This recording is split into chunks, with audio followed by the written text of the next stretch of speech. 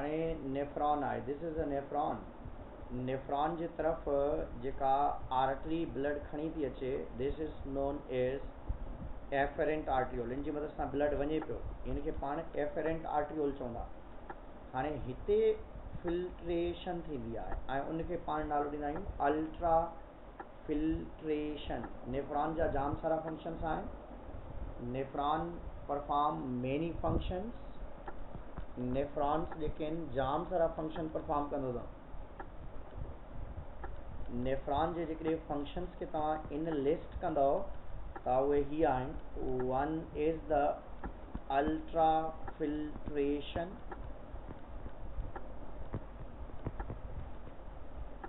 and other one is the reabsorption,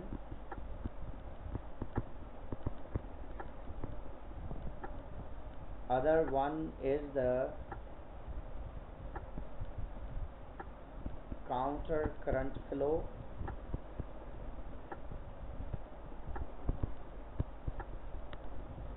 and next one is the tubular secretions,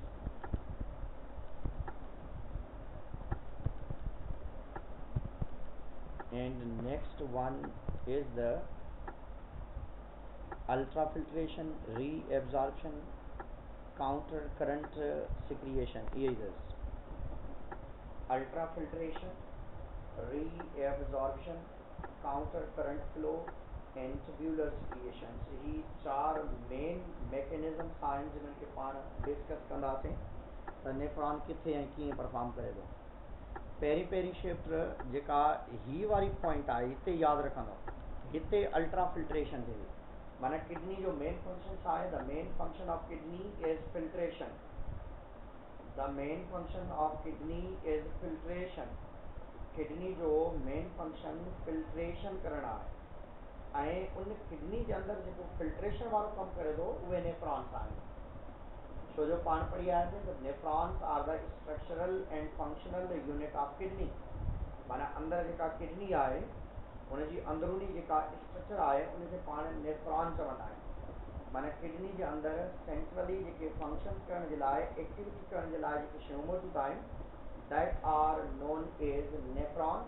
ऐं nephron ते ही different functions थियनि था। पहिरियों फंक्शन पाण ॾिसंदासीं अल्ट्रा फिल्ट्रेशन। अल्ट्रा फिल्ट्रेशन जो मतलब है filtration of blood on the basis of molecular level. माना ब्लड में जेके इम्प्योरिटीज़ आहिनि, ब्लड में जेके गैर ज़रूरी शइ आहिनि उन्हनि खे फिल्टर करणु, उन्हनि खे साफ़ करणु, उन्हनि मां गैर ज़रूरी शयूं जेके आहिनि उहे रिमूव करणु यूरिन जी फॉर्म में, ऐं बाक़ी जेको रिमेनिंग मटीरियल आहे उहो ब्लड में। छो जो अल्ट्रा फिल्ट्रेशन में ब्लड मां गैर ज़रूरी शयूं फिल्टर कबियूं आहिनि। फिल्ट्रेशन ऑफ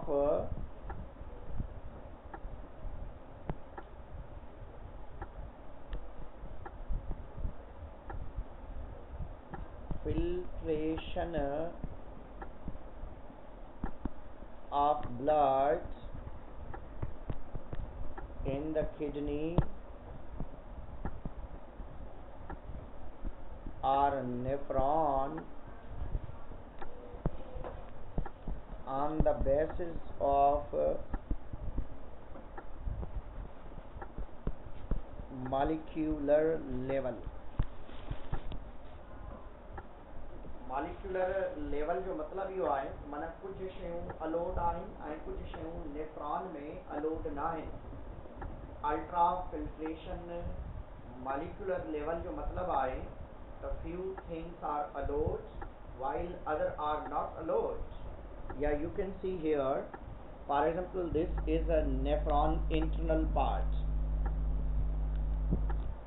हाणे नेफ्रॉन जे इन जगह ते हाणे ही ट्यूब अचे थी, ब्लड खणी थी अचे। हाणे हिन जगह ते जेका ही ट्यूब अचे थी इन खे पाण चवंदा एफेरेंट आर्ट्रियोल चवंदा। एफेरेंट आर्ट्रियोल जजी ब्लड खणी थी अचे, घणी ब्लड खणी थी अचे। छो जो एफरेंट आर्टियोल जी साइज जेका आहे उहा वॾी हूंदी आहे इफिरेंट जे कंपैरिजन में। इफिरेंट जो जेको ट्यूब आहे उनजी साइज ट्यूब जी साइज नंढी हूंदी आहे, एफरेंट जी साइज जेका आहे वॾी हूंदी आहे, तंहिंजे करे घणी क्वांटिटी में ब्लड हिते ईंदी आहे। ब्लड जेका हिते अचे थी ह्यूज अमाउंट में अचे थी, घणी क्वांटिटी में अचे थी। हाणे इन अल्ट्रा फिल्ट्रेशन में छा थो थिए त ब्लड मां जेके भी इम्प्योरिटीज़ आहिनि उहे इन नेफ्रॉन जे ट्यूब जे अंदरि हली थी वञनि। केॾांहुं हली थी वञनि? नेफ्रॉन जे ट्यूब जे अंदरि हली थी वञे, हिते फिल्टर थी करे इन ट्यूब में वञे। हाणे ब्लड जा ॿ हिस्सा थींदा, हिकिड़ी जेका इम्प्योर ब्लड आहे, प्योर ब्लड आहे, या छड़ी हिते जेका ब्लड आयल आहे उन मां कुझु हिसो नेफ्रॉन जे अंदरि हलियो थो वञे, कुझु हिसो जेको आहे इन ट्यूब जे अंदरि हलियो थो वञे। हाणे जेको नेफ्रॉन जे अंदरि थो हलियो वञे उनखे फिल्ट्रेट चइबो आहे। हाणे ब्लड जा ॿ हिस्सा थींदा, जेको ही नेफ्रॉन जी ट्यूब जे अंदरि मटीरियल आयो आहे, this is known as filtrate. ऐं जेको हिन ट्यूब जे अंदरि आयो आहे, ही जेका ॿाहिरि ट्यूब असां ही ठाही आहे, जेको भी ब्लड जो हिस्सो इन ट्यूब जे अंदरि आयो आहे उहो ब्लड आहे, दिस इज़ द ब्लड।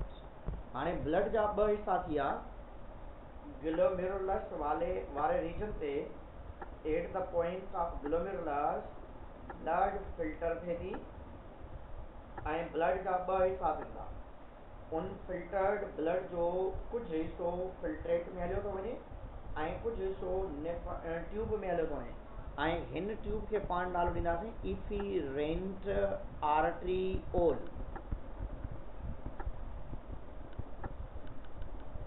दोबारा सम्झी वेंदो, हार्ट खां ब्लड अचे थी एओर्टा में, एओर्टा खां ब्लड अचे थी रीनल आर्टरी में, रीनल आर्टरी किडनी जे अंदरि पेल्विस वारे रीजन सां अंदरि थी वञे ऐं उन मां नंढियूं नंढियूं ट्यूब्स निकिरनि थियूं ऐं उन्हनि नंढनि ट्यूब्स खे पाण एफेरेंट आर्टियोल, ए सां एफेरेंट आर्टियोल जो नालो ॾींदा आहियूं। हाणे एफेरेंट आर्टियोल जी मदद सां उहा ब्लड अचे थी ग्लोमेरुलस जे कप वारे रीजन ते ऐं उनजे अंदरि ब्लड कैपिलरीज़ आहिनि।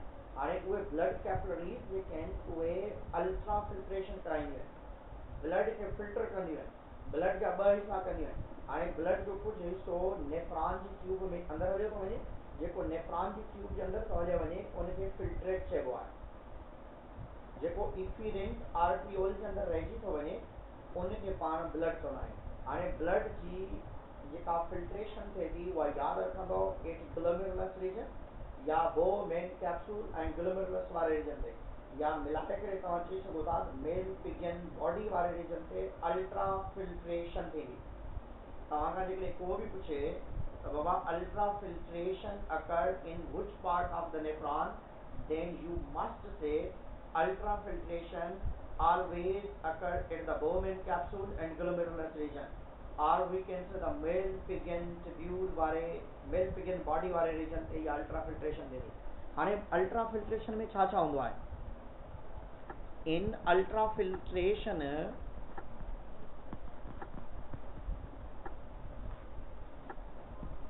all other materials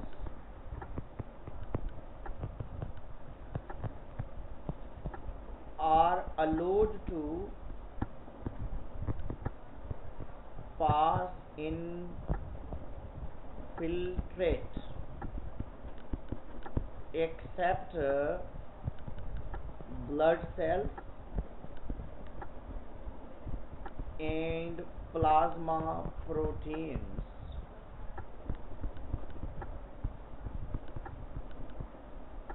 हाणे यादि रखंदो कि अल्ट्रा फिल्ट्रेशन में हिते जेको प्रोसेस थिए थो अल्ट्रा फिल्ट्रेशन वारो, हितां खां तमामु शयूं नेफ्रॉन जी ट्यूब जे अंदरि हली वञूं, तमामु शयूं, सिर्फ़ु ॿ शयूं जेके आहिनि, ॿ मटीरियल जेके आहिनि अलोड न आहिनि हिते, ऐं उहे कहिड़ियूं शयूं ॿ अलोड न आहिनि? One is the blood cells, RBCs, डब्ल्यूबीसीज़, प्लेटलेट्स, ब्लड सेल्स ऐं प्लाज्मा प्रोटीन्स, जेके ब्लड जे नॉन लिविंग पार्ट जे अंदरि जेके स्पेशल ब्लड प्रोटीन्स हूंदा आहिनि उहे अलोड न आहिनि।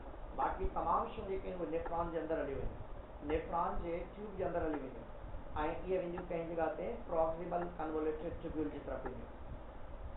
हाणे अल्ट्रा फिल्ट्रेशन में all other materials are allowed to pass into the filtrate except blood cells and plasma proteins. Blood cells and plasma proteins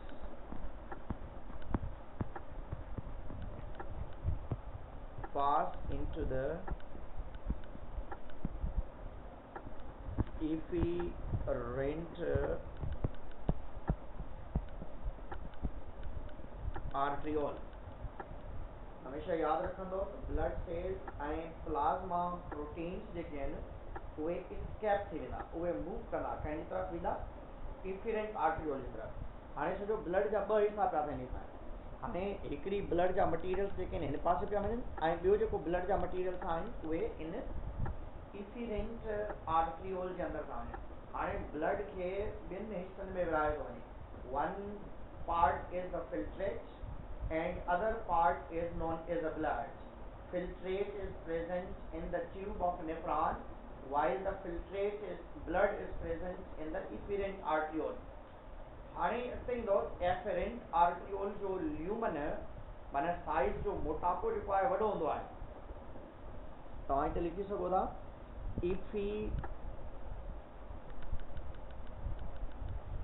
efferent arteriole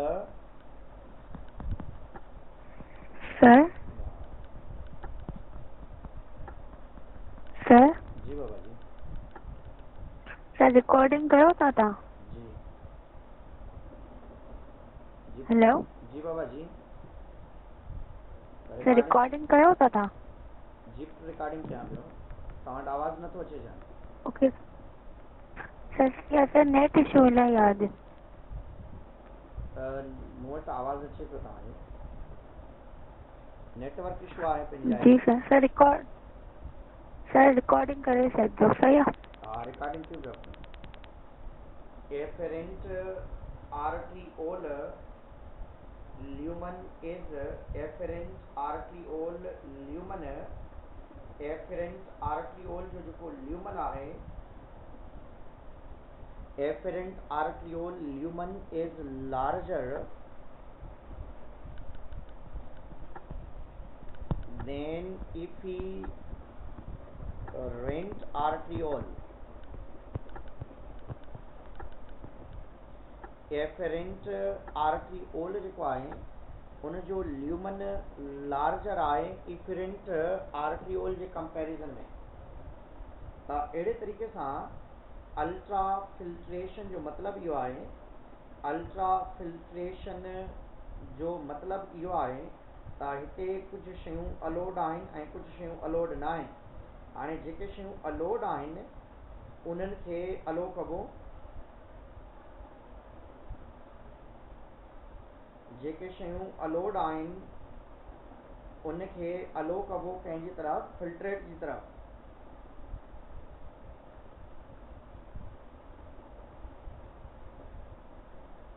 हिकिड़ो मिनट थियो। अल्ट्रा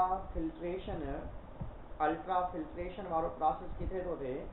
अल्ट्रा फिल्ट्रेशन वारो प्रोसेस जेको आहे उहो ग्लोमेरुलस वारे reason ते थिए थो जिते efferent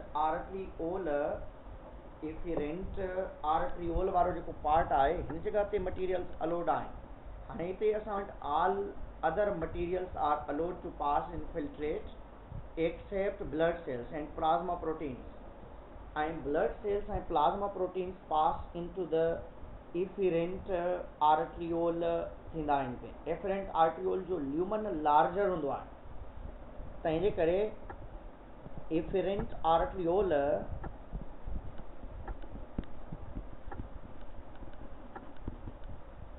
bring more blood at glomerulus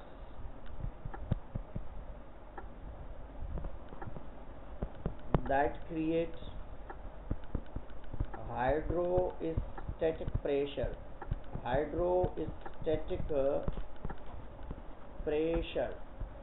हाणे यादि रखंदो त जेका अल्ट्रा फिल्ट्रेशन थिए थी उनमें ॿ शयूं जेके इन्वॉल्व आहिनि। अल्ट्रा फिल्ट्रेशन में ॿ फैक्टर्स इन्वॉल्व आहिनि। अल्ट्रा फिल्ट्रेशन में ॿ फैक्टर्स इन्वॉल्व आहिनि। हाणे उन में हिकिड़ो आहे हाइड्रोस्टैटिक प्रेशर,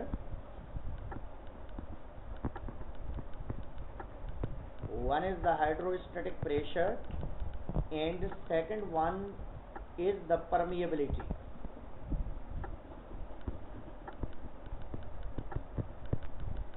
पहिरियों आहे हाइड्रोस्टैटिक प्रेशर, माना जेको पानी या फ्लूइड या ब्लड जेका आहे उहा जझी क्वांटिटी में अचे थी कंहिं जॻह ते ग्लोमेरुलस वारे रीजन ते।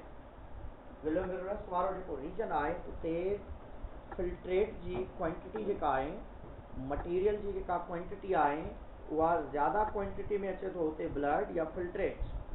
ऐं जॾहिं त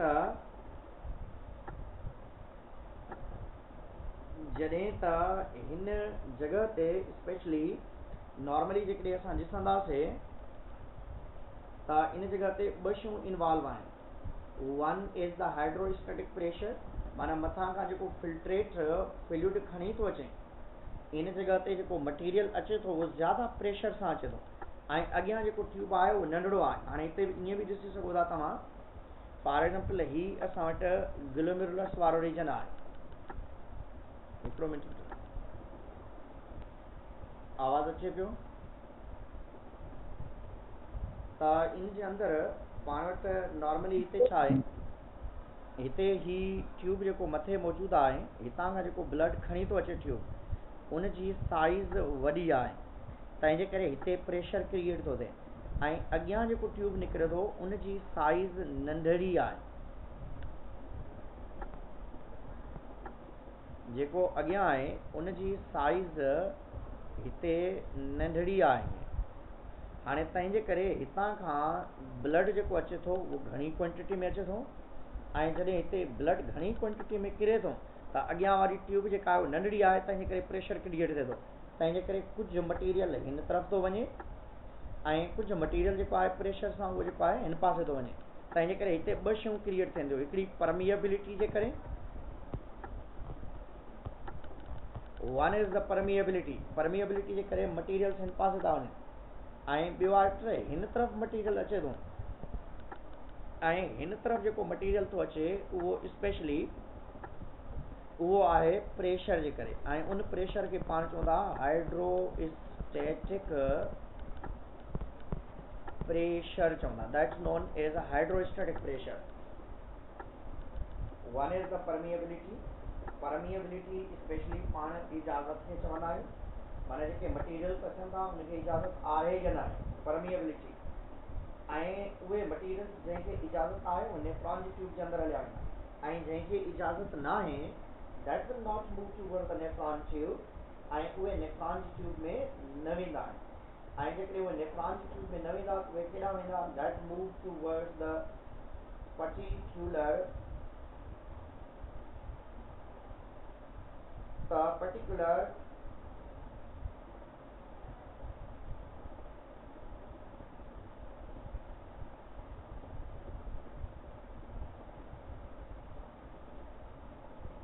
त नॉर्मली हिन जॻह ते ॿ शयूं इन्वॉल्व आहिनि। One is the permeability and other is the जंहिंखे पाण चऊं था परमिएबिलिटी ऐं हाइड्रोस्टैटिक प्रेशर। इफिरेंट आर्टियोल, हाणे ईंदासीं नेफ्रॉन जेको आहे, ही नेफ्रॉन आहे असां वटि।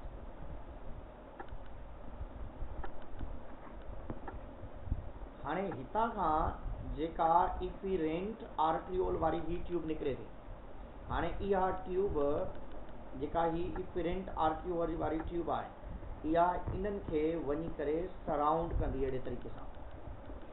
हाणे इन जे अंदरि फिल्ट्रेट हिन तरफ़ वञे पियो ऐं ब्लड इन ट्यूब जे अंदरि मौजूदु आहे। हाणे जेका इफिरेंट आर्टियोल वारी ट्यूब आहे, this is known as efferent arteriole. हीअ जेका इफिरेंट आर्टियोल वारी ट्यूब आहे इहा नेफ्रॉन जे हिन पॉइंट ते मौजूदु आहे, this is known as proximal region आहे, जंहिंखे पाण पढ़ी आयासीं PCT, proximal convoluted tubule. Proximal convoluted tubule जो नालो ॾींदासीं इहे। ऐं हीअ जेके ट्यूब्स हितां खां निकिरनि पिया इनखे पाण हाणे एफरेंट आर्ट्रियोल नंढनि नंढनि ट्यूब्स में डिवाइड थींदी। हाणे जेके हिन खे कवर कनि पियूं इनखे नालो ॾिबो पेरीटिब्यूलर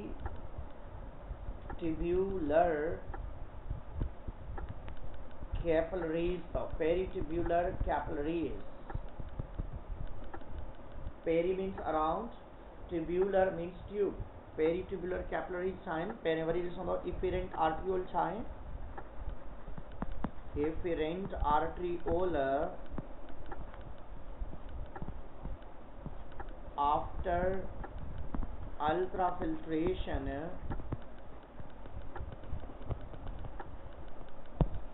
materials या blood move to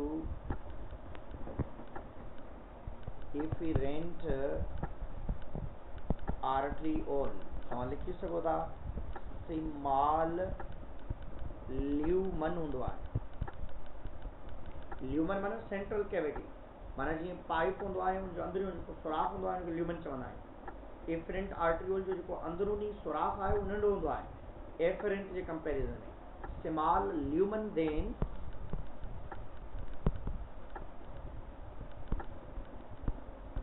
efferent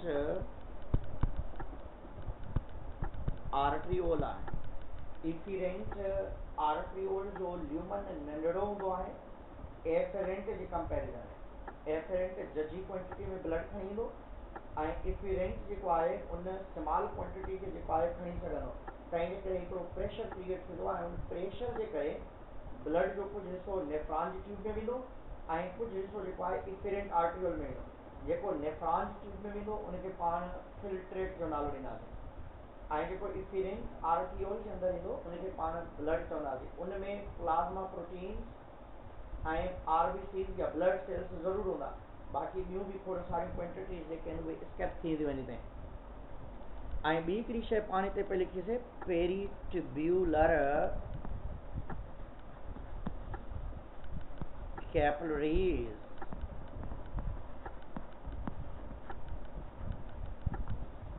efferent arteriole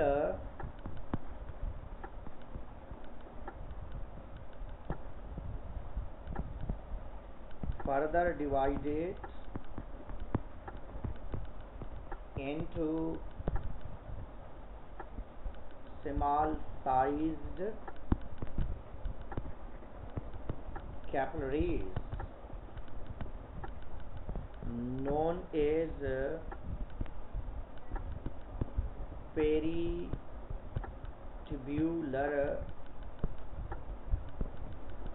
capillaries. Peritubular capillaries चइबो आहे। पेरीटिब्यूलर कैपिलरीज चइबो आहे इनखे। efferent arterioles they can divided into small sized capillaries known as peritubular capillaries जो नालो ॾिबो आहे। peritubular capillaries they can efferent arteriole further divided into small sized capillaries known as peritubular capillaries चइबो आहे। हाणे peritubular capillaries permeable आहिनि। These capillaries are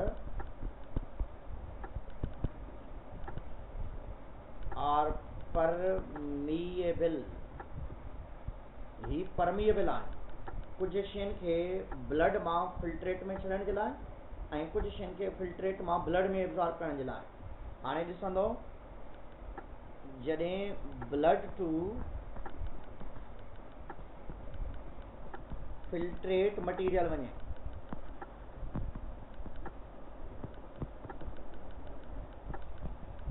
pass that known as जॾहिं blood two filtrate material वञे त उनखे नालो ॾिबो पेरीटिब्यूलर सीक्रिएशन। दोबारा सम्झंदव कुझु शयूं हिते जेको ही असां वटि मौजूदु आहे, कुझु शयूं जेके आहिनि हाणे हिते असां वटि मटीरियल कुझु शयूं फिल्ट्रेट खां ब्लड खां फिल्ट्रेट में वेंदियूं। इन्हनि खे पाण नालो ॾींदासीं पेरीट्यूब्यूलर सिक्रिएशन। ऐं कुझु शयूं वरी जेके आहिनि फिल्ट्रेट मां ब्लड में वेंदियूं। हाणे ॿिन्हिनि में फ़र्क़ु अथव, कुझु शयूं ब्लड मां फिल्ट्रेट में वेंदियूं उनखे पेरीट्यूब्यूलर सिक्रिएशन चवंदा, ऐं कुझु शयूं फिल्ट्रेट मां ब्लड में वेंदियूं उनखे पाण री एब्ज़ॉर्प्शन जो नालो ॾींदासीं। दोबारा सम्झी वेंदो, हिते इन्हनि ॿिन्हिनि जो कंसेप्ट छा आहे। हिकिड़ो आहे पेरीट्यूब्यूलर सिक्रिएशन जेके पढ़ंदासीं पाण अॻिते,